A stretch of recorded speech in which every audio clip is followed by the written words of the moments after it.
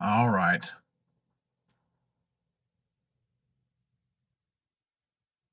Okay. I don't know. I'm trying, guys. I really am. Um, let's see. Okay, it says I'm back, but I don't know what the deal is. I don't know what the deal is with this. I'm gonna have to give them a call. Listen, if this craps out on me again, I will set my phone up and do it from there. But I've worked on this quite a bit to make this happen tonight.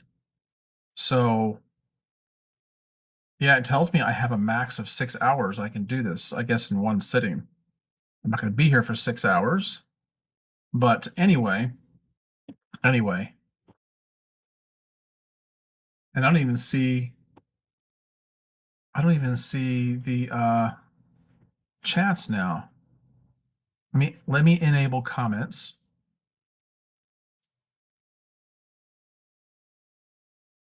All right. For some reason, this is just not.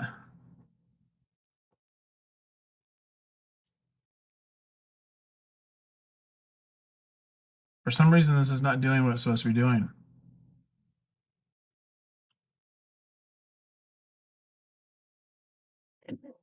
Hmm. Bear with me. I will get back on here. I'm trying to figure it out.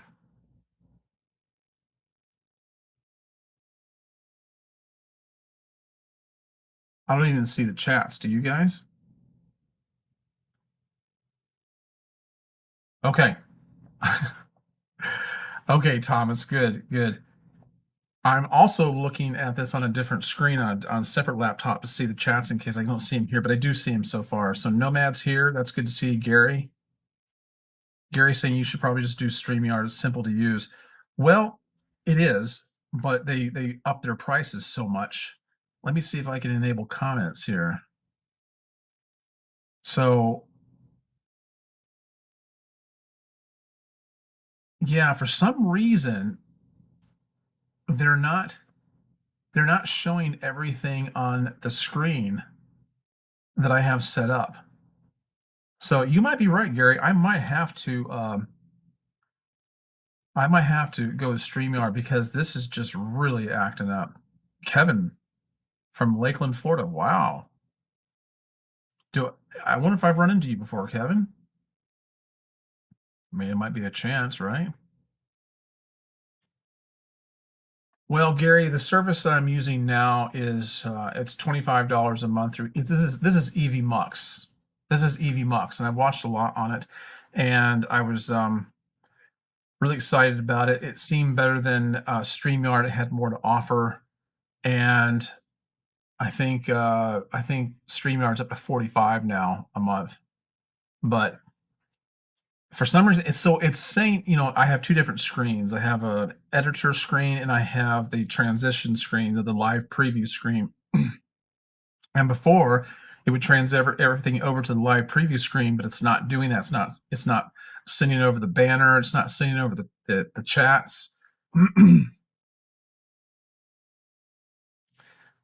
And it just, I don't know. It looks like I'm still live streaming on here. Okay. I hate to sound like a stuck record.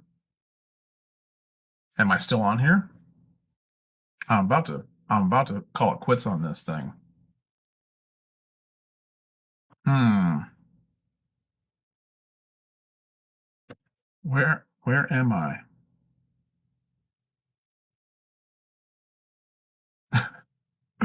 I don't know. I don't know.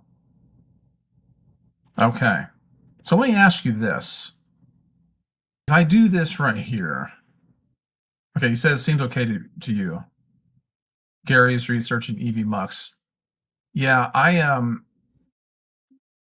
gonna try something here. I'm just gonna play this little video here. This is kind of a filler. And it's something I'm just trying out because I'm going somewhere with this. I want to talk about Ernest Hemingway tonight, and I want to take you on a tour of his house. What you're seeing, the video you're watching right now has nothing to do with it. This is just what I have rolling right now until I get to that.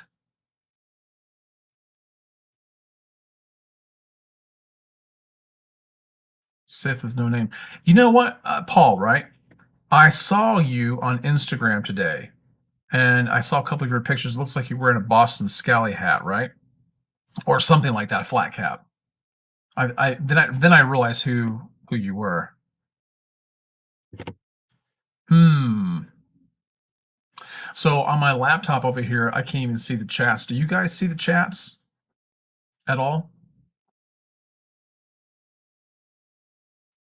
Are they showing up on your end? I mean, they must be. If you're able to submit a comment, you must be able to see them. Okay, now I see them. Whew, man, it's stressing me out a little bit. You don't see the okay, you don't see the chats? Okay, I can see them now. We're gonna try to go with this. How is the video rolling okay on your end? Do you see it?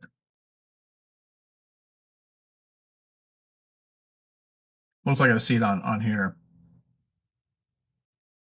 Anyway, so hopefully when I get ready to switch over to the Hemingway video, you'll see everything you're supposed to see. Okay, video is good. Thanks, Thomas. Thanks. I appreciate that. Um anyway, so let's just kind of get on with this, and let me try to ignore everything as long as everything is. So why is this saying sample banner? Oh, I'm gonna get rid of that. I'm gonna get rid of that. I don't know why it says that, but anyway.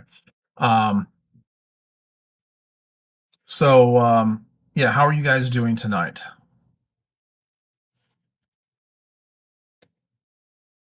At Boston Scally, trimmed and shaved off my 12 to 13-inch beard, rocking goatee. You know, yeah, that goatee looks really good too, Paul. That looks sharp. I have to admit, looks really sharp.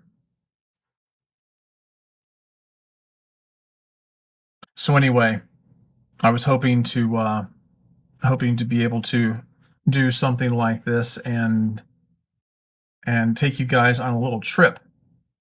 I actually took a trip down to Key West a couple years ago, made this video, and so I don't know, the idea just hit me all of a sudden the other day. I was like, I should talk about Ernest Hemingway. He had an awesome beard, and he was just kind of a cool guy in some respects, and others not so much. But I said, you know what? I said to myself, I think that would make a good video.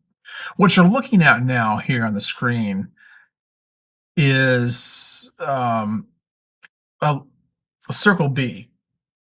If Kevin from Lakeland is watching this, I'm sure he's familiar with this. This is a video I made a couple some time back of circle B down here. I don't think you'll see any gators on this path in this video, but generally speaking, there's a lot of alligators out there. I think this portion of circle B, it's a nature preserve. I think this portion of it is actually closed right now. I think it's been closed ever since the hurricanes. It flooded really bad, and it was quite common to see rather large alligators crossing the paths out there. And you just had to keep an eye on them. You can't take your dogs out there because dogs are Scooby snacks for them. So anyway, I'll try to figure out the whole banner thing next time. I'll see if I can do something different. Hey, so Paul, if you're still watching this, can you on StreamYard, can you do the same thing that I'm doing right now on here with the side by side and open up another tab and show it like this, like I'm doing with one of my videos? I would like to know because I couldn't find anything on StreamYard that said you could. So Nomad's saying I put up some paneling in my computer room on the walls and it looks better. Oh, okay. Okay, so Thomas is from New Jersey. Kevin's from Lakeland here. Hmm.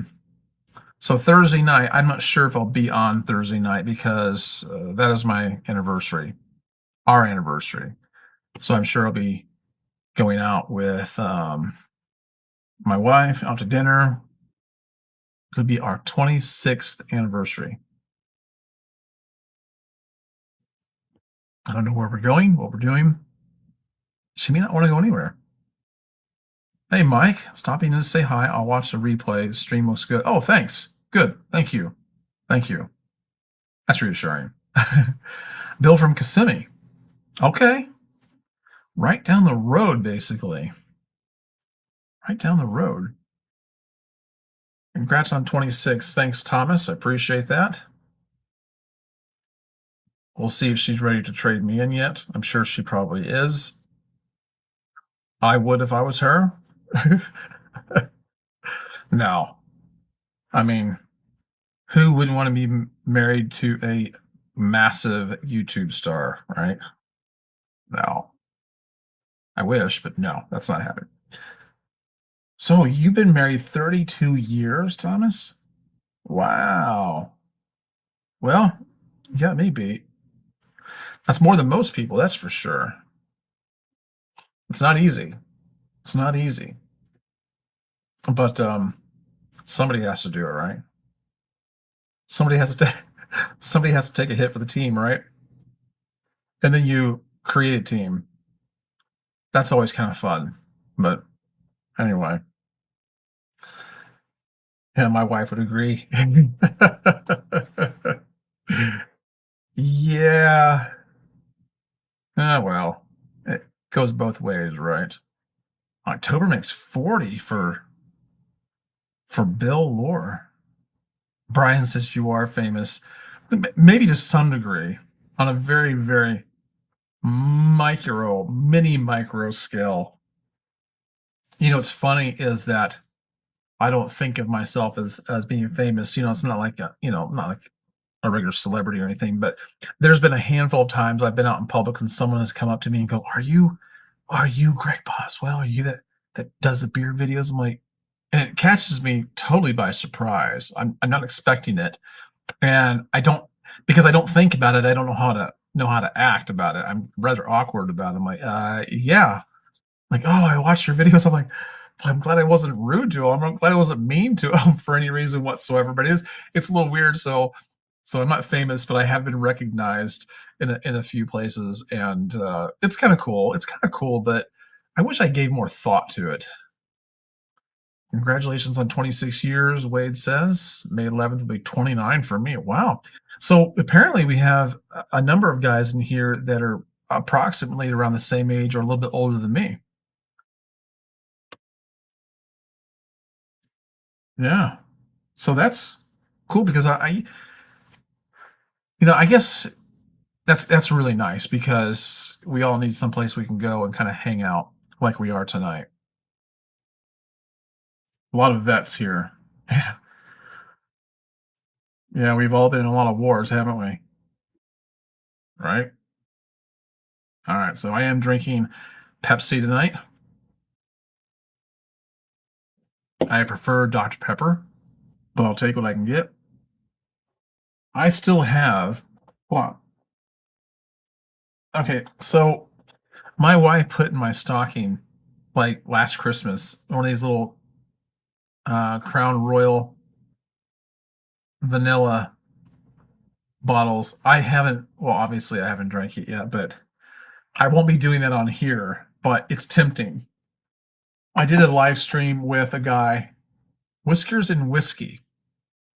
It's probably about 5 years ago, I think, something like that. And his whole thing was, while we're making the video, we're gonna drink, and then we would introduce what we're drinking, and that was a lot of fun. That was a really good idea. I really liked it. That was a good time. That was a good time.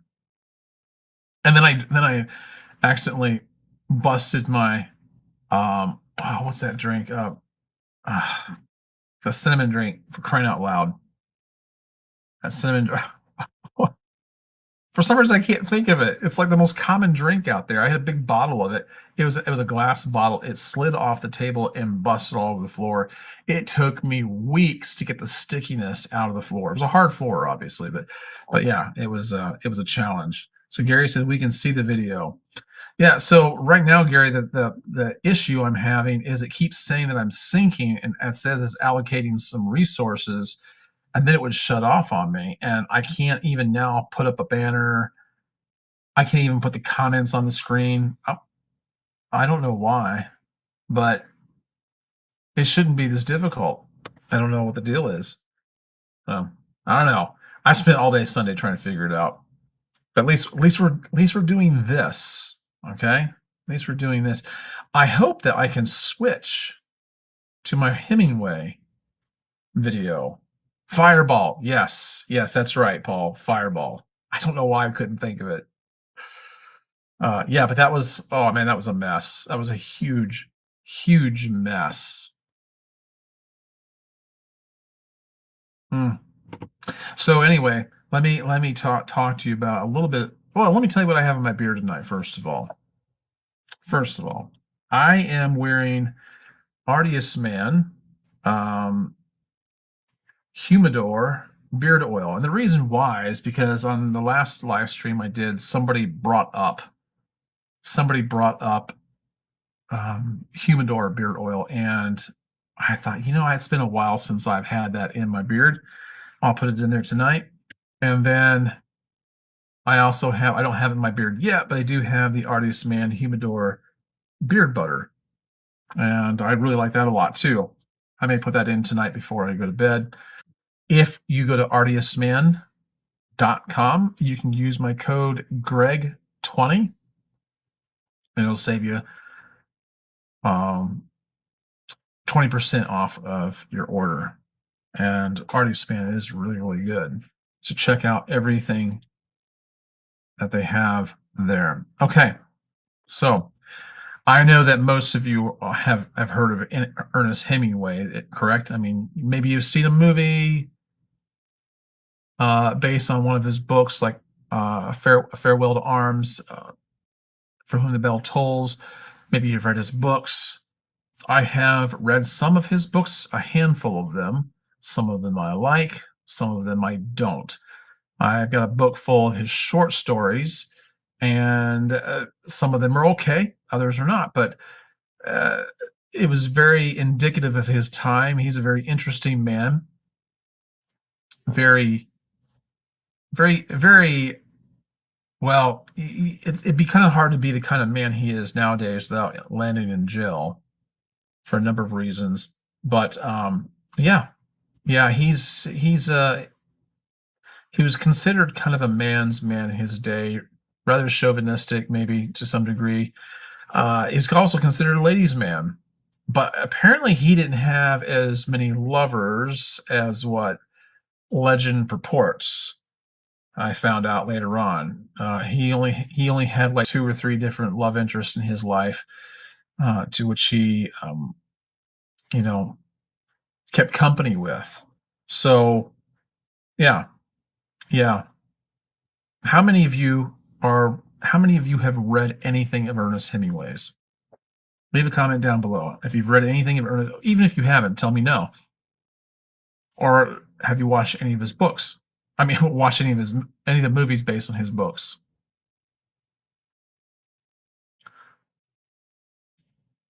So here in Circle B, I'm just, as I'm panning around, I am looking for, at the time, I'm looking for alligators. One time, my younger son and I went out there and we counted over 40 something gators at one time. And obviously in the video, it's getting a little bit dark. So C-Dub says no, he's never read it or watched anything of Ernest Hemingway. So Thomas says he's read most of his short stories and a few novels also. Okay, Bill. So you said you have not, but you've seen his home. Okay, good, because that's what we're doing tonight. I actually made a video when I was in Key West of a tour of his home, and I'm going to play it up here if Evie Mux lets me. We're going to find out. So Paul says he's seen the movies. Yeah. Okay. So yeah, yeah, he's quite a prolific author. He ended up taking his own life later on in years, and kind of a tragic end. But he kind of lived life to the fullest. I'm gonna stop this video right here that we're watching. I'm gonna try to get onto the other video of his home. And I'm going to share this tab instead. Hopefully it will let me.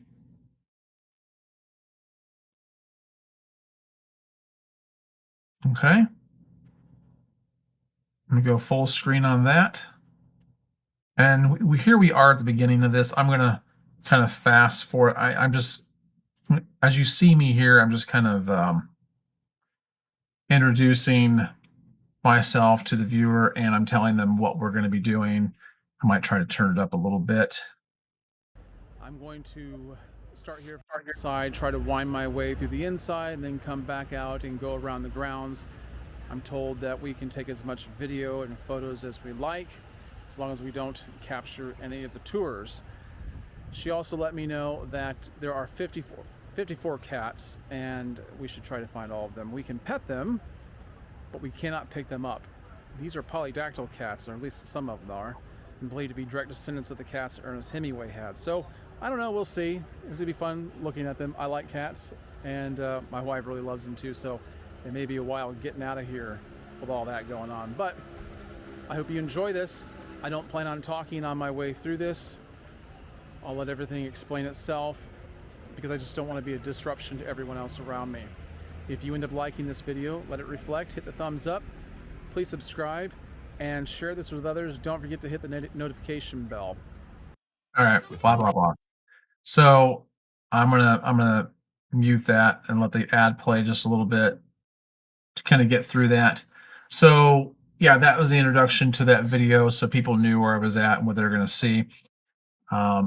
So Wade says he's read. I've read. He says he's read The Old Man and the Sea. I've actually never read that yet. I've read For Whom the Bell Tolls. It's one of my favorite books. Fantastic book. I've read short stories. Let me see, what else have I read? The Sun Also Rises. That was okay. But he's certainly all of his stories that involved bullfighting and whatnot just really didn't do much for me. I don't know why that started over again. Let me get through that. All right.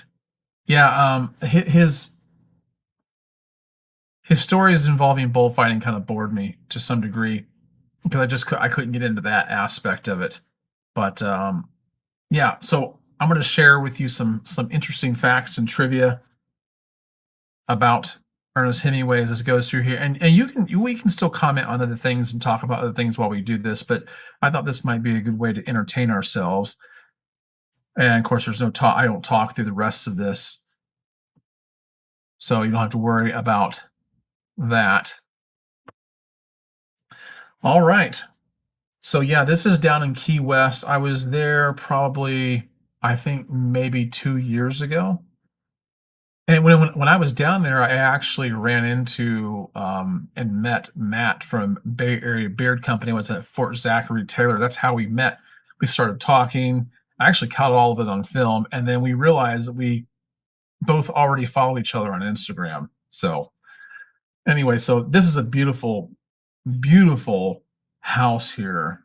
And there's one of these cats. Like she said, there's over 50 cats here at this house. Polydactyl, meaning they have 6 toes.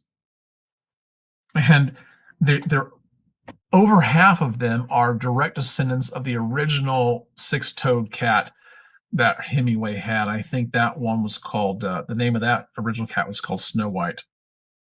And so you can just kind of watch this as I'm talking and see which, just listen and comment on some of the things I'm saying, because Ernest Hemingway, he's quite an individual. So here's a few things. All right, so some interesting facts about Hemingway was he survived multiple near-death experiences. Hemingway survived 2 plane crashes in 2 days while on safari in 1954. He was even mistakenly reported dead in the media. See, I hadn't heard that. So as you can see on the screen there, this is part of the historical America. It's a historical site. As you go inside, You'll see these tours. This tour on the left, I couldn't go in there at the time because you can't film at the same time as when a tour is in the room. So I'm going in here, and all this stuff that you see in this house actually belonged to Ernest Hemingway. This is all his stuff. So I was told by one of the people that worked there that Hemingway only lived here part of the year, but he lived most of the time in Havana. Which, if you go to the southernmost point in Key West, Havana's only like 90 miles away. And when we were down there, there was a lot of fires going on in Cuba, and we could actually see the smoke from the southernmost point. So, yeah, yeah. So anyway, he survived multiple near-death experiences, 2 plane crashes in 2 days. That's crazy. So the second thing they have on here is he had a thing for 6-toed cats, which you're going to see a lot of them on here, I believe, if I remember correctly. Yeah, he had a thing for 6-toed cats. Hemingway was gifted a polydactyl cat named Snow White. That's what I was saying before. Today, descendants of the cat still live in his former home in Key West, Florida. So the people who run this place now, they take such good care of the cats. I mean, they do. They take really good care of the cats, and they even have like a cattery. And you'll probably see that in a little bit. So he also won the Nobel Prize reluctantly. When he won the Nobel Prize in Literature in 1954, Hemingway was too ill to attend the ceremony. In his written speech, he humbly said that writing at its best is a lonely life. That's kind of hard to believe, isn't it? It's kind of hard to believe that he felt, I guess maybe, I think he struggled with a lot of demons. So he also had a secret identity. During World War II, Hemingway operated as a spy for the U.S. under the codename Argo. He was part of the American intelligence effort and even ran a counter-espionage ring in Havana. He also rewrote the ending to A Farewell to Arms 47 times. He claimed he was trying to get the words right. We oftentimes think that it must come easy for writers, or we may not always think that because we hear writer's block and whatnot. But yeah, it's not. I wouldn't think it'd be a very easy career. I can't imagine having the patience actually to write. So the seventh thing they have here is he was the inspiration for a James Bond character.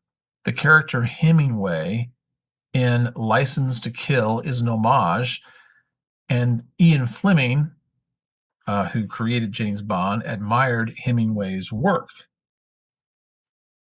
Okay. So, yeah. So Gary says he says I will need to upload on EVMux and run a test later in the week to see how it works. And let me know about that, Gary, to see what you find out. It's kind of neat seeing the typewriter here.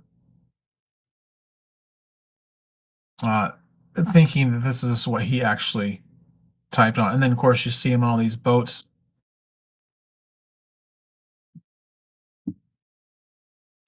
My father-in-law is well, he used to be much more into fishing than he is now, and he would have loved going through Hemingway's house and everything. Key West would have been his jam. Definitely would have been. Okay, so let me give you a few facts that are kind of weird. And don't look at this cat. See this cat? Look at this cat here. I think it'll show up. I need to pay attention to what's on one screen and not on the other, because I might not be timing this up right. But anyway, yeah. You'll probably see quite a few cats actually. Oh, so Hemingway kept a collection of his own injuries and ailments. Hemingway was strangely proud of the physical toll life had taken on him. Over the years, he suffered a cracked skull, a ruptured kidney, broken arm, crushed vertebrae, burns, concussions, malaria, dysentery, anthrax, and more, many from war, accidents, or sheer recklessness. He reportedly kept detailed notes on each injury, almost like battle trophies. Let me get rid of this Let me get rid of this commercial. Okay. All right. So he had a family curse of self-termination. His family had a curse. I can't say the word because YouTube will like either kick the video off, kick me off, or demonetize the video. So I can't. You know what I'm talking about, right? Hemingway's death by self-deletion in 1961 was tragically part of a disturbing family pattern.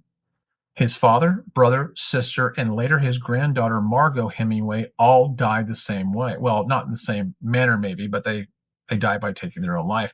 It's believed mental illness and possibly genetic predispositions, alongside traumatic brain injuries and alcoholism, was contributed to the problem. Hmm. So, what are you thinking of this video so far? Does this all look familiar to you, Bill?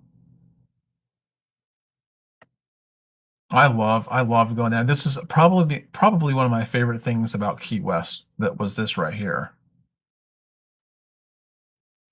So bar fights were practically a hobby for Ernest Hemingway, and it says Hemingway was famously combative and loved a good barroom scuffle. One time in Paris, he got into a drunken fight with fellow writer Wallace Stevens. Stevens insulted Hemingway's manliness, bad move. Hemingway reportedly knocked him down twice, and Stevens walked away with a broken hand. Hemingway considered it a win. He stole a tank in World War II. Of course, you see in the video all those books. They've got some of his books on that bookcase. I don't know if I caught it very well, but yeah. So he stole a tank in World War II while working as a war correspondent in World War II. Hemingway borrowed a tank from the French resistance and rode it into battle during the liberation of Paris.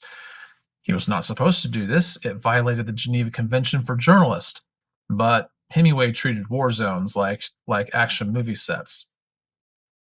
Yeah. I mean, honestly, it sounds like a good time. It does to me, at least. All right. He kept grenades in his basement. Now, I don't know which basement they're talking about, whether it's this home or some other, probably in Cuba. Oh, yeah, it does. It does say that. While living in Cuba during World War II, Hemingway formed his own private militia, jokingly called the Crook Factory, to spy on Nazi sympathizers. He stockpiled weapons and grenades and patrolled the Caribbean in his fishing boat Pilar, looking for German U-boats. Spoiler, he never found one, but he took it very seriously. So Bill's saying, yes, we saw really fast as we had to get back to the ship. Oh, okay. So you were kind of like on a cruise, apparently, and on limited time. Okay, I get that. Or maybe this video will give you it'll stir up some memories. But honestly, you can probably actually go to my video, watch it yourself, and see it in higher resolution, and enjoy it more, outside of this live stream. Okay. He carried a shrapnel souvenir in his leg. In World War I, while driving an ambulance in Italy, Hemingway was hit by mortar fire, his legs riddled with shrapnel. Instead of panicking, he carried a wounded soldier to safety, earning an Italian Silver Medal of Valor. He later joked about the fact that pieces of that explosion stayed with him, literally, for life. Oh, so he's kind of a crazy guy, like kind of an action-packed individual, isn't he? Kind of respect that, like a lot of bravado. You see old movies from like the 1930s and 1940s, and that's how men were often portrayed, as being gritty, um, pugilistic, combative, real stand up kind of, whether they were good or bad guys, they seemed a little more respectable in a way. You know what I mean? So here's an interesting story about Hemingway, because he spent a lot of time in Africa, and you can see that in this video, these relics that he has on his walls or in his rooms here. While on safari in Africa in the 1930s, Hemingway once tried to write at his camp desk while a lion slept nearby. According to accounts, he insisted on keeping up his daily writing ritual, even with literal danger prowling just outside the tent. He had a typewriter in front of him and a shotgun at his side. He reportedly said, "The lion's less distracting than most people." But it gets weirder. He also boxed lions in his dreams, like pow pow, in his dreams, of course, and once shot himself in the leg trying to shoot a shark while protecting a marlin from being eaten. The bullet ricocheted off the boat. His take on it was, "We fought them off and lost a lot of blood. A fine day." Now that sounds like my father-in-law right there. Oh, man. It says Hemingway lived like a man trying to squeeze 3 lifetimes into one and mostly succeeded. Mostly succeeded. So here's another interesting story about Hemingway. They said here, after a heated argument with a critic who trashed one of his books, Hemingway decided to critique the critique in his own way. According to one tale, which some claim is apocryphal, but it feels very Hemingway, he stuffed pages of the critic's review into his toilet, doused them in lighter fluid, and blew the thing up with a shotgun. His logic? Bad writing should be flushed and burned. So it goes on to say, even if embellished, it lines up with his fiery personality. Hemingway didn't just write with intensity, he lived with it, to the point where even plumbing wasn't safe from his opinions.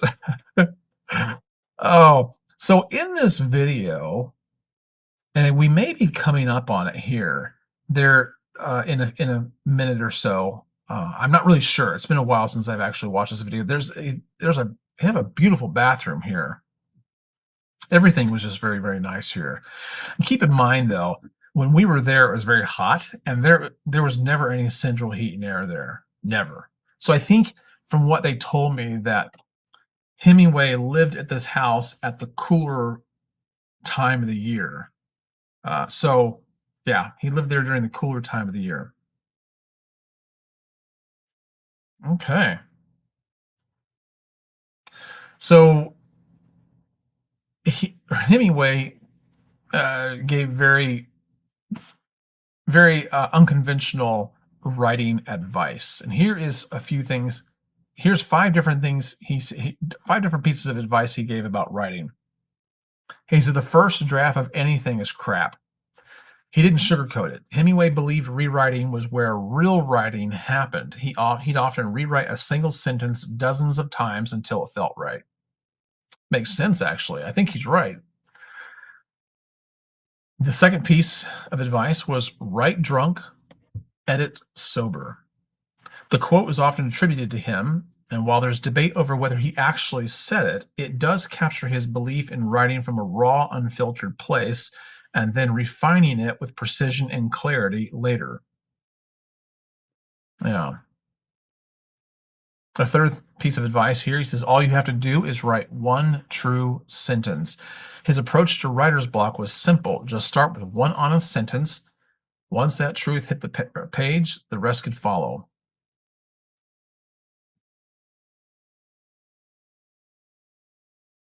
So what do you guys think of this video so far? Would you be interested in going and touring this house for yourself? I mean, I can see why some people may not be interested in that kind of thing, but it's a piece of history, and he was very iconic, and to some degree, he still is. The fourth piece of advice he gave is prose is architecture, not interior decoration.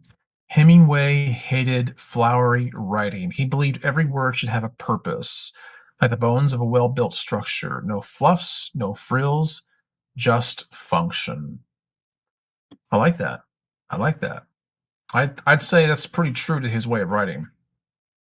Number 5, never think about the story when you're not working. He was strict about leaving the story alone when he wasn't writing, believing that the subconscious would keep working on it behind the scenes, so he'd return fresh the next day. Yeah, I've heard this. I've heard this. Now, in this video, you will see his writing room at later, like near the end of the video. You will see his writing room where he spent time, and they left that room exactly as it was when he was alive. Yeah. He once wrote a 6-word story. You want to hear it? I mean, it's only 6 words. Here it is. For sale, baby. Oh, I can't make signs like that on the camera will do funky things. Okay. For sale, baby shoes never worn. It's kind of sad, right? So look at this bed here. I mean, we're going to get to it this at some point. Nice chandelier. Nice. Yeah, real nice. Look at that. On the bed, well, we're going to get to it here in a second, but these cats, man, they obviously run the place. They run the place. And I was in love with it. I thought it was, listen, I like cats. I like dogs better, but if you see the way these cats live and the way they're treated, it's pretty awesome, actually. So we'll see it here in a second, but you got to check them out. Look at the way they're laying on the bed. Okay. So now we're going to talk a little bit more actually about this house in Key West. Okay. So this first fact is something I've already kind of said, but I'll reiterate it for those who maybe haven't heard it. Maybe they're just joining. But Hemingway's first polydactyl cat, Snow White, was a gift from a ship's captain. Today, around 50 cats roam the property, many of them descendants, and about half have 6 toes. They're pampered like royalty and even have their own little cat cemetery. Yeah, I forgot. See, look at those cats, man. They are living in the lap of luxury. They know their place. And they probably hope you know yours. Oh, I love it. It's just so cool. But yeah, I forgot to mention that. There is a cat cemetery there. Well, there's something about the pool I want to mention, but I'll wait till we actually get to that. So the house has a urinal turned garden fountain. Yeah, you heard that right. It's a urinal turned garden fountain. After the pool fight, well, that's getting a little bit ahead of things. There was a pool fight. Hemingway salvaged a urinal from a Key West bar, Sloppy Joe's, which we saw when we were down there. Sloppy Joe's is a very, very popular place. Let me get rid of this ad. Yeah, so Sloppy Joe's is a very popular place down there. I didn't eat there, didn't have a chance to, but yeah. But so anyway, he salvaged a urinal from the Key West bar, Sloppy Joe's he frequented, brought it home, and installed it in the garden as a fountain, insisting it had more character than than any other damn piece of plumbing in this town. That's what he said. That's exactly what he said. Oh yeah, there's the bathroom right there. I think it's one of several bathrooms. He lived there during his most productive years. He wrote parts of A Farewell to Arms, which I have not read, To Have and Have Not, another one I have not read, and For Whom the Bell Tolls, and That House, along with many short stories. So that's interesting. It's kind of neat to walk through a place like this, where things were written that are so well known. Like For Whom the Bell Tolls. That's only one of those 3 books that I read. I enjoyed that book immensely, and it's really awesome to think that it was written while he lived there at that house, and I got to walk through it. So it's saying that and you're going to see this in a little bit, but Above the carriage house is Hemingway's writing loft. It's still just as he left it, his typewriter, animal trophies, books, and even a red leather chair where he'd sit to edit. You can't walk in, but you can look through the doorway. It's like stepping into his brain. You're going to see that here in a little bit. It's really neat. It's really cool. Yeah, you can't just walk through it. There's obviously his dining room table, and trying to navigate my screen here. All right. Yeah. There, another cat in the chair there. I think I'm already past it. I was looking at the other screen, but yeah, you saw the cat in the chair. Okay, so let me tell you about the pool in case I forget when we get to it. You're going to see a really, really nice pool on the property. But you probably kind of saw it at the very beginning. The pool was built in the 1930s by Hemingway's wife, Pauline, while he was off gallivanting in Spain. It cost $20,000, a small fortune then. That seems like a lot of money. I mean, it seems like a lot of money now, but especially for 1930s. And when he returned, Hemingway allegedly threw a penny into it and said, "Well, you might as well have my last cent." That penny, it's still embedded in the concrete near the pool. I didn't know that. I did not know that when I was there. I wish I would have seen it. That would have been cool. That would have been really cool. Hmm. Yeah. So Bill Lore says, "Nice videos, shows so much detail, much more than I saw." Well, good. I'm glad that you're getting a chance to see this for what it's worth. Another cat in a chair. They're all over the place. And you can pet them, but you can't pick them up. And you can tell they're perfectly comfortable with people. So I can't talk about Hemingway and do this without talking about beards. Hemingway was well known for his beard. It's hard to picture him without one. There's plenty of pictures with him and a mustache, but there's probably many more with him with a beard. When he was younger, he was a very good-looking guy, even when he was clean shaven, and that mustache he used to have was really cool looking. But when he grew his beard out, actually became quite iconic. And I think we're going to get ready to walk up here on another cat, if I remember right. This is kind of cute. Look at that. Look at that. I wish I could. Well, I kind of can. I kind of can fall asleep anywhere like that, but just not as comfortable looking. And I think I'm getting ready to go upstairs and walk around the second floor there. I don't know if you can see that much when you're up there. Oh, there's another one. Okay. So let me tell you about Hemingway's beard. Okay. So his beard was part of his rugged brand. Hemingway grew his beard in later years, especially during and after his time in Cuba. It gave him that tough outdoorsman look, exactly how he wanted the world to see him. A man's man, deep sea fishing, hunting, writing hard truths. And that's one of the things I like about having a beard. It is a more manly look. It does convey a different image. And that's why people tend to treat you differently when you have a beard, because they see you differently. It sends a message. People have an idea in their head of what you must be about to some degree or another when you have a beard. You don't get that with a clean shaven face, and that's an empty canvas, so they don't really know how to read you. So number two, his beard became almost inseparable from his image. By the 1950s, Hemingway was the bearded adventurer. His bushy gray beard, paired with his barrel chest and piercing stare, made him look like he could wrestle a marlin and write a masterpiece without breaking a sweat. And there you see that there's a fountain down there below. I can't remember the details about it, but so concerning his beard, he took some heat for it, but didn't care. Critics and sometimes friends mocked the beard as a bit performative or eccentric. Can you imagine? I mean,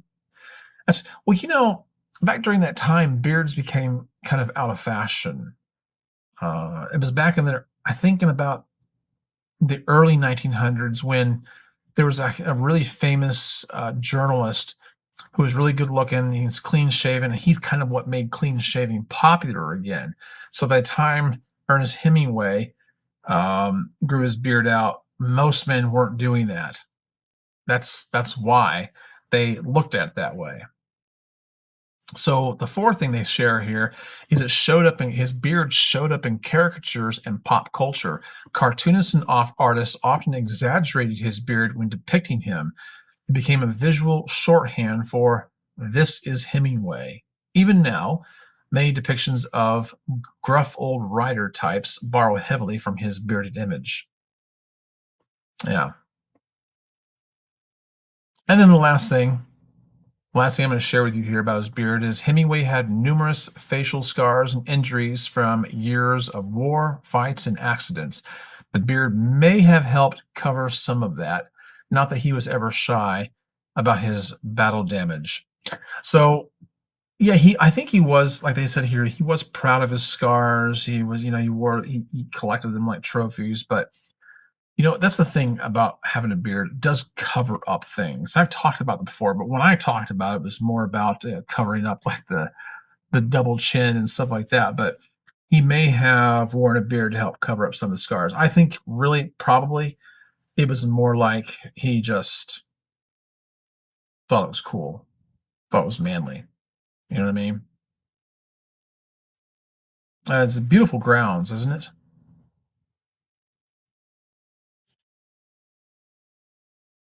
So what are you guys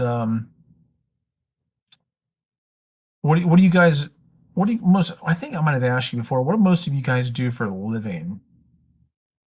I work for a utility company. I work for a utility company here in Lakeland.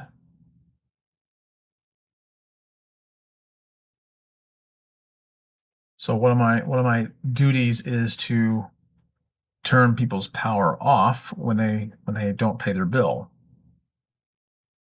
So C Dub says he's a mechanic. C Dub, where did you already tell me where you're from? Because I can't. I'm trying to think. Are you the one that's from New Jersey? Supermep sells he sells cloud computing services. Okay, all right, interesting. That's quite a contrast there, isn't it? I love these grounds here.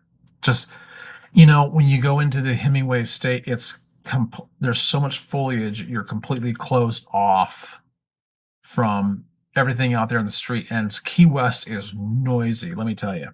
C-Dub says he's from Virginia. Okay, from Virginia. I've never been to Virginia. Never have. I want to go through there one day. Here's another kitty cat. Look at him. Oh, that's funny. That's funny. Maybe I should have turned it up a little bit. I wonder if I can turn up the volume on this. Thomas says he's a manager for a diagnostic imaging group. All right. Oh, I'm going to get rid of this ad here, guys. Hold on. These Granger ads drive me nuts. I don't know why I get so many of them.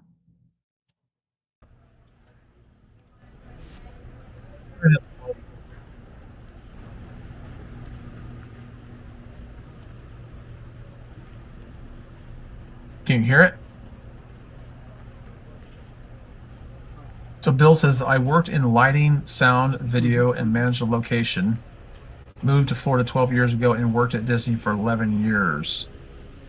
Okay, yeah. When I think of Kissimmee, I think of like Lake Buena Vista, Disney. So I'm guessing that you probably did your work with Disney. Is that correct? Am I understanding that right? Maybe not, but probably. Wade says supervisor for a radiology IT team. Oh, did you tell me that before? I think I might have asked you that before. C Dub says take your family to the Skyline Drive someday. Where's that at? I mean, I feel like I should know where that's at, but It might just sound like something else I've heard of. I don't know.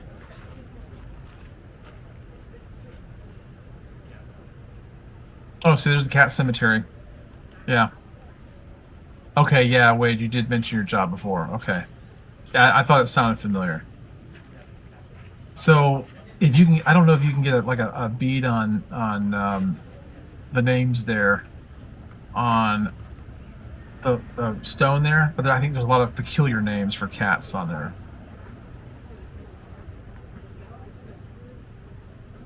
I want to go back. I really want to go back to this place. Go back to Key West. We took our dog that we put down last year. We took him. That was his last year with us, and we didn't know he was sick, and so it's kind of fond memories of taking him. So Captain Dexter and Snowball, the first six-toed cat, right there in the video. Look at that. By the way, if you watch this on a bigger screen, like if you have a laptop, if you can make this full screen, you'll see it better. I mean, like, you don't really need me to tell you that, but pushing the bookstore and the restrooms there. I do go into the bookstore here in a minute. So Bill says, no, worked for a company in Maryland, and Disney was a part-time job, as I love the theme park industry. Oh, cool. Okay.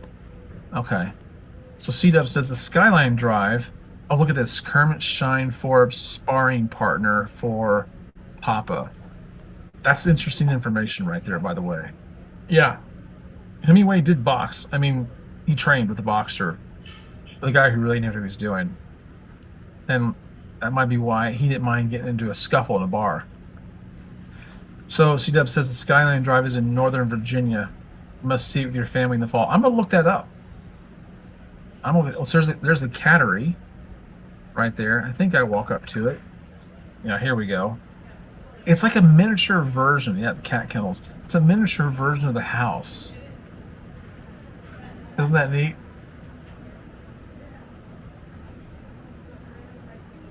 So I thought this would be kind of fun to show a video and talk through it as we do the questions and answers and all that. But I feel like I've talked maybe more than I should have. I don't know on Hemingway, but I thought it'd be kind of fun just to kind of get you guys a little more acquainted with the man himself and the writer, and maybe pique your interest in maybe watching a movie based on one of his books, or picking up his books and reading for yourself. Good stuff. Very good stuff. Hopefully the volume on the video is not too loud. If it is, let me know and I'll turn it down. So here's the pool. Here's the famous $20,000 pool. When did I say it was made? When I say it was built? In the 1930s. Oh, so now we're in the bookstore. It's all Hemingway stuff. All Hemingway stuff. You can find everything that Hemingway wrote in there. It's a neat little bookstore. I really enjoyed that place. But yeah. So if you ever make it down to Key West, you have to stop. You have to stop in there and tour the house. I think we're almost through the video.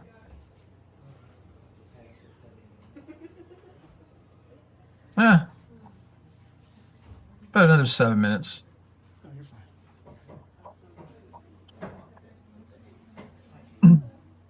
I'm just trying out different ideas, throwing things against the wall, see what might work and what you guys might be interested in. You may not be interested, I don't know, but it'd be fun to take you on a little trip. Another cat, and those things are everywhere. Okay, so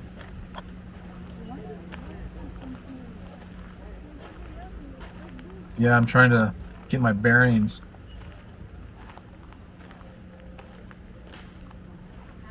I think I take a better look at the pool. I want to go back to see if I can find that penny. That's what I want to do. Another place for a cat. It's food bowl. So my wife loves cats. Toby the Iron Man Bruce. Hemingway's Man Friday. I don't remember what that said. I don't remember the information on there, but There's the QR code. If you want to look at it, there you go.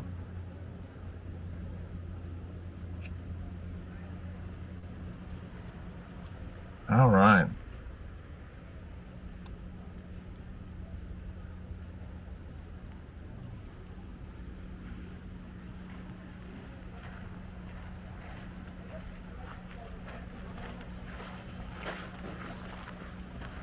I mean, if this place was hooked up with central heat and air, I could definitely see living here.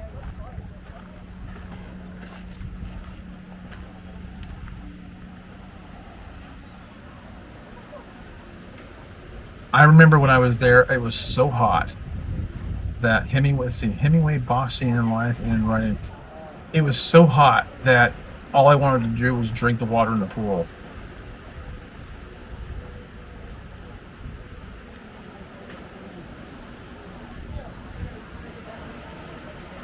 There you go. That's a nice pool. It turns down a little bit. Yeah, that is a nice pool.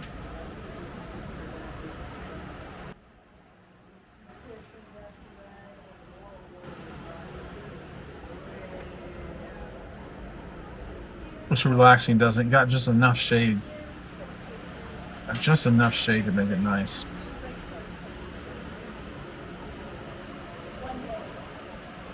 So because I can't really, I don't know if I'm gonna be able to live stream Thursday night, but maybe I could be here tomorrow night and do something completely different.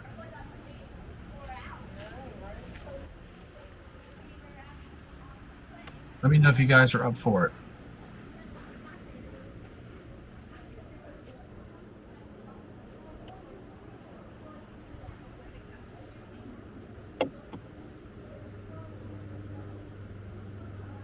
So Bill says it was cold when I was there. We cruised from Baltimore. The whole trip was very cold. Wow.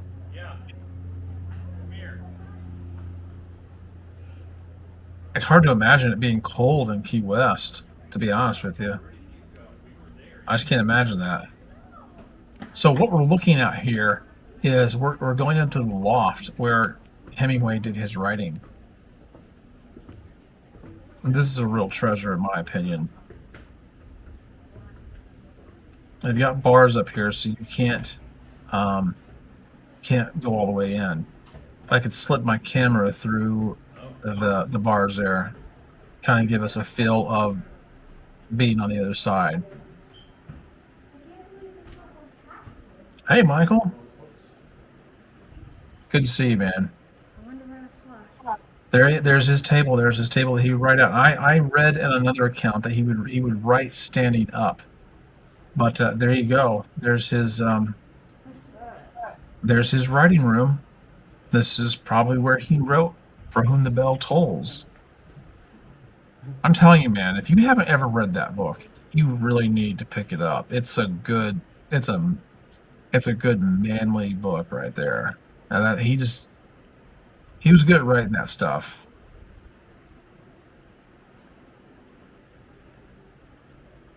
Nice, isn't it? Like a man cave. That's what I need. It's definitely what I need.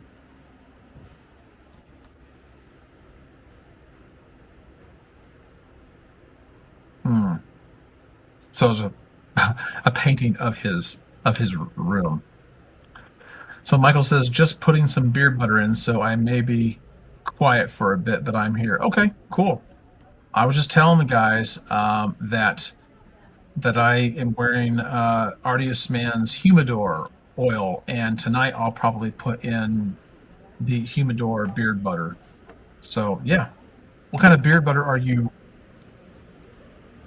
putting in tonight? Actually, guys, all of you, any of you, what do you have in your beard tonight? So C-Dub says, I enjoy the live streams. I now know much more about Hemingway thanks to you. Well, cool. I hope you. I'm glad you enjoyed that. And Wade says, I really liked this video when you first posted it. I would love to visit his house someday. Cool. So that video is over with. Like a rolling stone, take Let it me just end that. Of course, here's the thing, like you have to open up tabs so you don't get like copyright strikes and stuff like this. There's all sorts of rules about stuff like this. So this is what I found out. This is a very recent thing I just learned about. So I'm actually just playing things on YouTube. They're my own videos, but nevertheless. So Michael says, I love Humidor. Artist Man is so legit. I'm putting in Beard Octane Victory Butter. I've never tried Beard Octane, but I've heard so much good about it. So much good. C-Dub says, a natural beef tallow balm in my beard every day. Is that something that you make personally?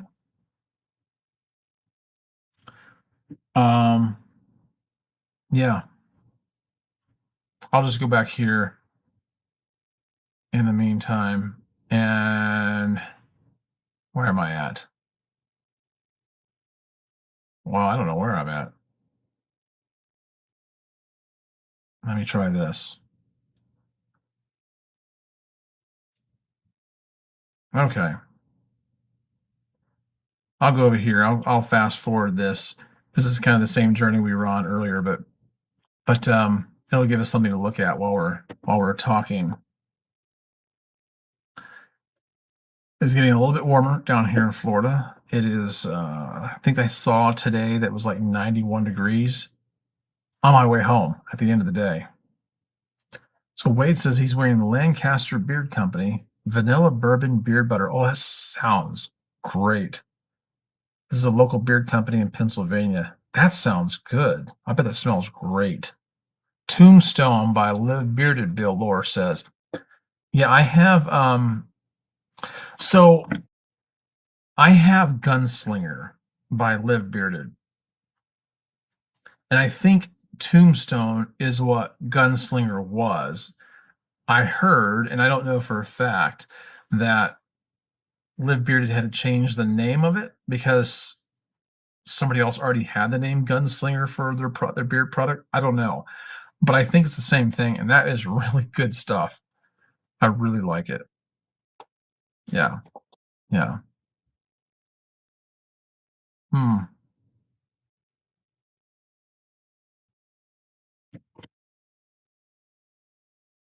So on this trail that I'm showing here, there was a three-legged gator. I can't remember what they call Stumpy. I think they'll call him Stumpy.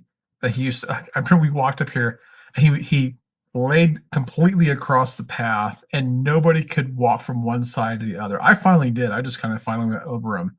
He looked kind of lethargic, like he wasn't interested in hurting anybody. That might have been a bad move on my part, but that's what I did anyway. But yeah, I haven't. I need to go back out there and make another video. So Thomas says he's wearing Viking Revolution Majestic Oud. Do I have Viking Revolution? I have. There's so many beard companies with Viking in the name. It's hard for me to keep track. I have something. I can't remember if Viking Revolution is what I have or not in the bathroom. Majestic Oud. I love Oud though. Oud is always nice, at least I think. Is Oud product? The Oud products that I have are really good. The Beard Struggle makes a very good Oud. Boss Man does too.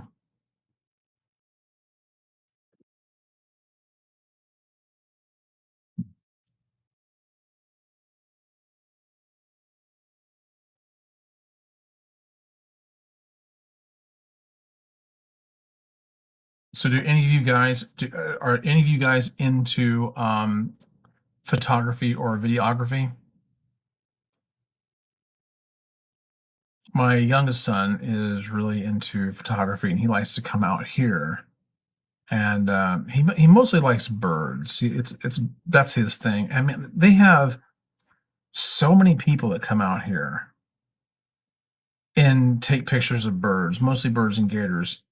And they come out here with these massive lenses, like these telescopic lenses, and it's mostly old people. Like I don't, they, I guess they are spending their money on photography stuff before they die. That's what it looks like to me. But yeah, I think I made this video with my iPhone 13 Pro, which I still have. It's the resolution on this video is way better if you watch it in its original format. Like if you went to my channel and you hit my playlist of walking videos, it's down there. I made a bunch of walking videos. It's down there. Um, but yeah, it's much better resolution because I think EVMux is only showing these at the most in 1080p. So Paul says you would be interested in seeing Hearst Castle, William Randolph Hearst in San Simeon, California, San Luis Obispo County. I've been there a couple times. A fantastic swimming pool. I think I've seen that on the Smithsonian Channel on their Aerial America. I think I've seen that on there. If it's the same place I'm thinking of, it's absolutely beautiful. Bill says, I video a lot of entertainment recorded for a community theater and have many YouTube videos up from theme parks. Oh, I'm going to have to check that out. How much? What's the name of your channel? Is it under your name or what is it? Because I'll check it out right now.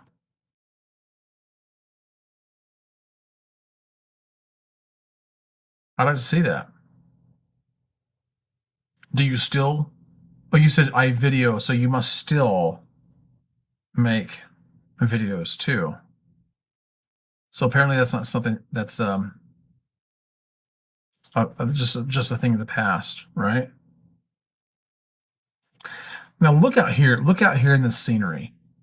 You would be freaking amazed at how many gators are out there. I am not kidding. I am not kidding. It's no joke, buddy.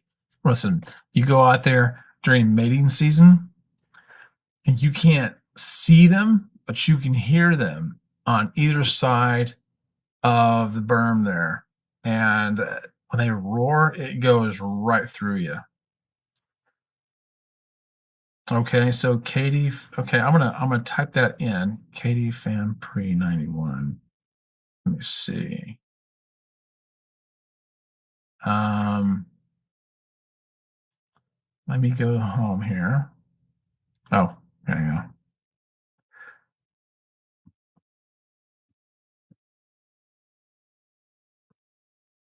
go. Make sure I got that right.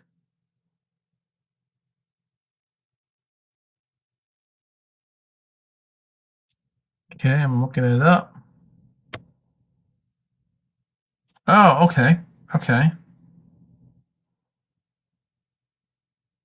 Let me click onto your channel here. So how many of you guys, you probably hear your channel, right?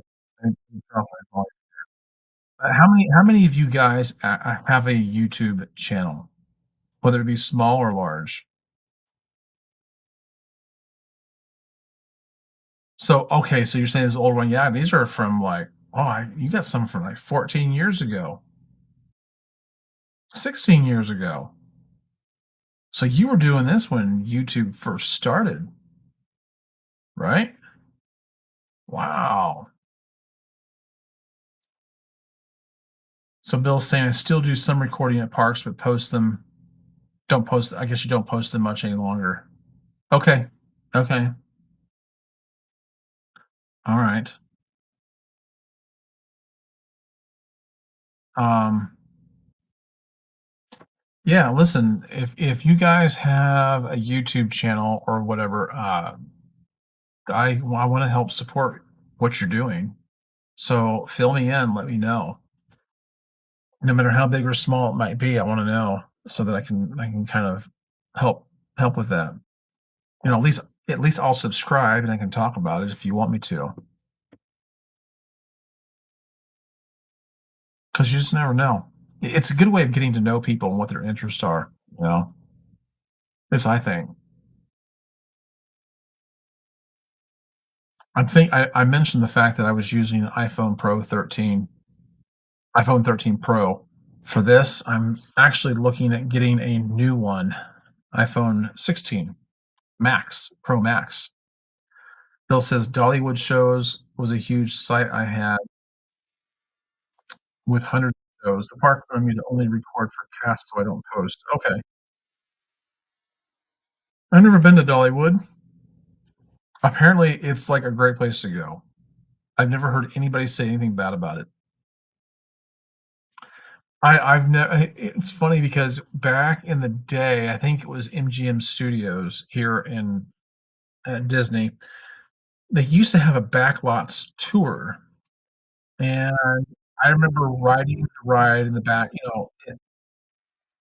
backstage, and they told us that Dolly Parton was on stage in there somewhere, and all we could see as we were looking down into the area was her legs. That's all we could see. We couldn't see anything from her waist up because whatever was in front of us was blocking it. But that's the most I got to see of Dolly Parton.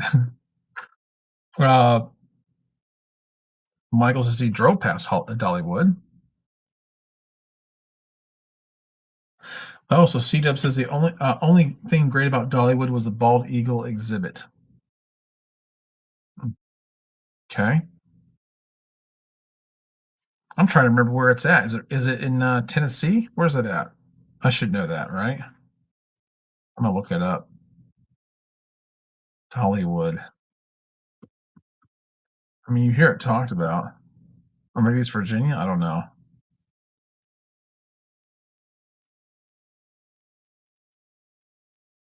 Hmm.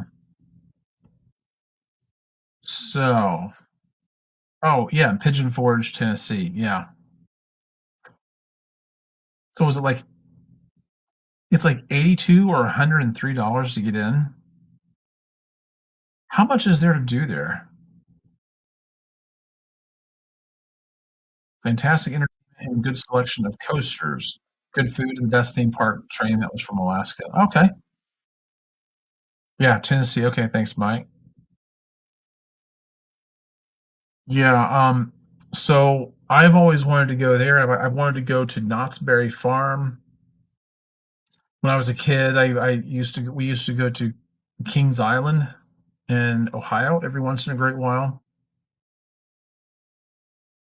But of course, we have the Disney parks here, and I had the Disney annual pass for my family 1 year, and I just never renewed. But I wouldn't be surprised if they're gonna drop some of their prices because, I think Universal right now is really giving them a run for their money with the Epic Universe that they have going at the moment. I think it's taking away some business for them. That's what I heard, but I'm not really for sure about that.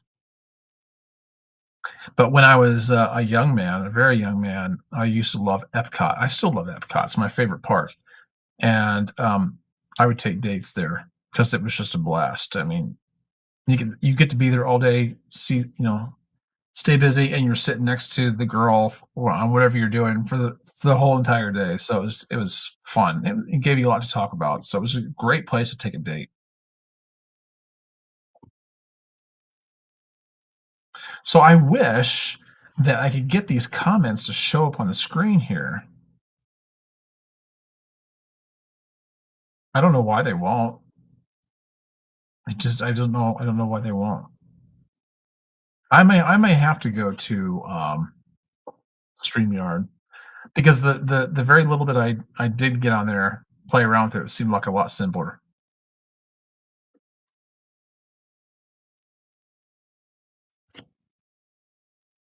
So C-Dub says, yeah, the roller coasters were better than expected. With festivals, it can take days to do. Are you talking about Epcot or what? Michael says, I live near the old. Michael, I don't know how to say that. I, I do not know how to say that, but Six Flags in Ohio. Oh yeah, Six Flags. I used to go to Six Flags when I lived in Texas. I did enjoy Six Flags a lot. Um, SeaWorld was here. I got splashed by Shamu as a kid, so cool. I went to SeaWorld here in Orlando a couple times, and, I didn't enjoy it that much. Paul says, "I've been to Dollywood, really good rides and shows." I bet the entertainment was great. Bill says, "I've been to all the parks you mentioned." Yeah, yeah. C-Dub, does Greg have a motorcycle? Yes, I do. I have a Honda Shadow Aero. It's a 2016. I bought it brand new in 2016, and I don't ride it enough. Well, that video is ending. Yeah, I don't ride it enough. So, anyway, let me go back to I might just go full screen on this. Here, let me see what I can do. Um, yeah, I think I should be full screen now, right?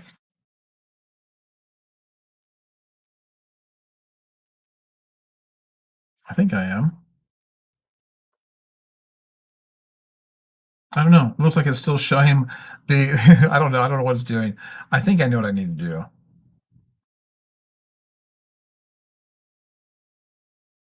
It's not see, that's the thing. This thing is not allowing me to actually perform some of the functions. It's graying me out on one side over here. So I don't know what I was saying before I got off on that, but oh yeah, the motorcycle. Yeah.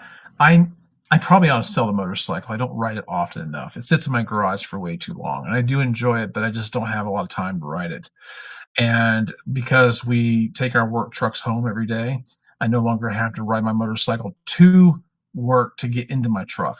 I leave the house from my truck every day, which is why my motorcycle doesn't get much mileage anymore. And so, yeah, I enjoy it, but I just don't get much of a chance to do it anymore. All right. Bill says he's going to head to bed in a few minutes. So, Bill, thanks for joining us. I appreciate it. I think I might be wrapping it up myself here. And yeah, I hope that the next live stream can go a little bit smoother. I'm thinking about actually starting to, I'm going to play around with this idea. I'm actually thinking about making, like my regular videos that are edited, I'm thinking about just doing them live. So they're unedited and they're done. They're just out. I don't know. I'm tossing around that idea and we'll see what happens. I don't know when I want to pull the trigger with that, but anyway, so C-Dub says, great stream. Take care, everyone. Thanks for joining us, C-Dub. I look forward to seeing the next one. It might be tomorrow night. Yeah, we'll see. We'll find, and it might be Friday night. I kind of do want to do these more often. I'm still in the early stages of trying to learn how to how to navigate all this stuff. So for right now, things are still kind of awkward, but we'll get over that. It just takes time. I do appreciate you guys sticking with me and hanging out. And it's always good to see familiar names back on the screen. And you will see where it goes from here. All right, guys, I will catch you on the next one. All right. Have a great night.